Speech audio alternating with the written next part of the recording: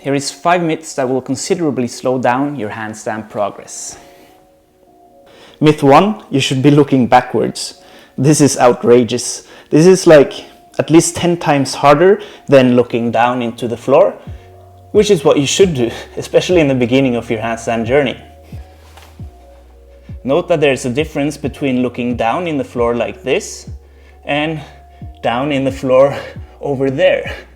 I believe this myth comes from gymnastics, and I'm not saying at all that it is wrong in the case of training gymnastics, but in gymnastics, handstands has a completely different function than it does for hand balancing.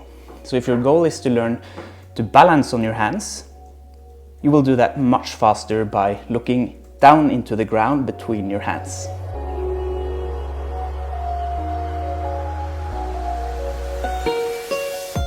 Take a scroll through your Instagram, check out some of your favorite hand balancer, take a look at where they're looking. Some of them might actually be looking backwards or even upwards, but that's mostly to challenge themselves. And that's, in my opinion, a different shape of handstand. That is something you should practice when your handstand is already comfortable and efficient. You need to have completely flexed shoulders in order to do a handstand. It's also a myth, because clearly don't. It is very true that this is not a very efficient position, and that this is much more optimal. But in most of the cases, the reason why someone's shoulders is not properly flexed is because they lack the mobility and flexibility in order to hold that position. And flexibility and mobility is not something you can fix just by someone saying it to you. Improving your flexibility and your mobility in your shoulders to that extent that you are able to hold a completely flexed shoulder position in a handstand may take months. It may take a year or even more. So I think that you should not postpone your handstand journey just because you're not flexible enough yet. You can still spend all of that time learning how to balance efficiently, which you can do without flexed shoulders. And then at the side of this, improve your flexibility and your mobility so that you can reintroduce a proper line in the future. Myth 3, you need a strong core in able to do handstands.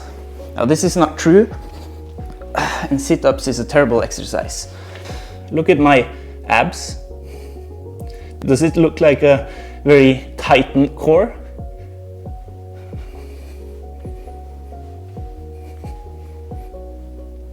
I didn't think so either.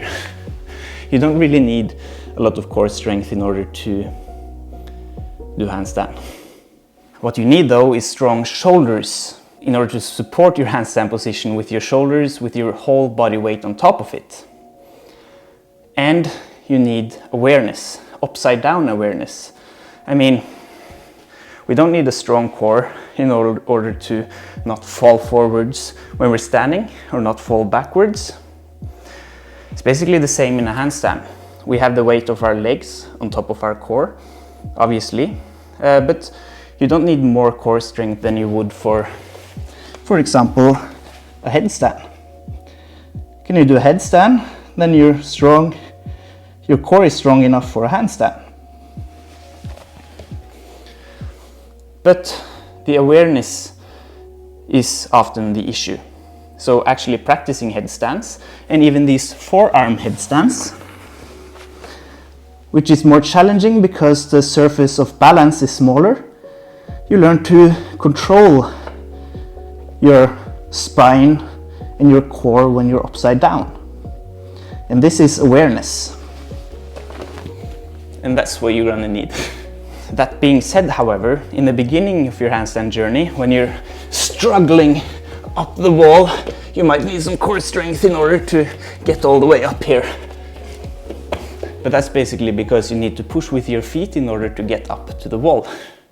You don't actually need it in the handstand position. Myth number 4. Handstand is all about finding balance. You try to kick up. You try to kick up to find the perfect spot. And when you finally find it, you just stand there. It's not how it works. Handstand is about creating balance and learning to balance. And in order to do that, we need to practice to balance. And that's where the wall comes in. The wall will be your best friend for the rest of your life, if you're going to spend the rest of your life developing your handstands, that is. For learning to balance, we focus on using our hands. We can use the wall to make this easier, but in all its essence, the most important part of hand balancing is balancing with our hands. So that should be your first priority when entering the world of handstands, using your hands. Myth number 5. You can learn a handstand in 4 weeks, or 2 months, or 1 week. Anyone who tells you so don't really know what they're talking about. Any program, 3 weeks to handstand, bullshit.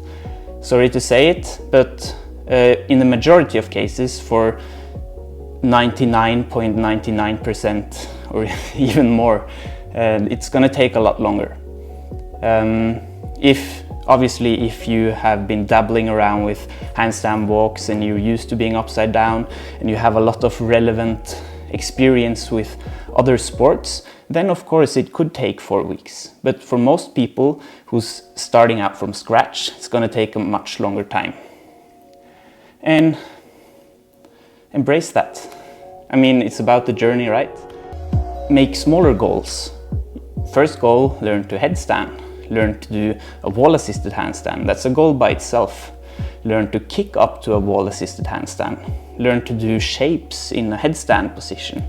There's so many things that you can use as a goal before doing a freestanding handstand, because it's gonna take a long time, but you can have fun getting there as well. And you develop awareness, strength, and balance on the journey as well. So if you found this video interesting, be sure to check out the 10 handstand mistakes that everyone does right here, or you can check out some of the beginner handstand tutorials or the more advanced one in one of my tutorials right here.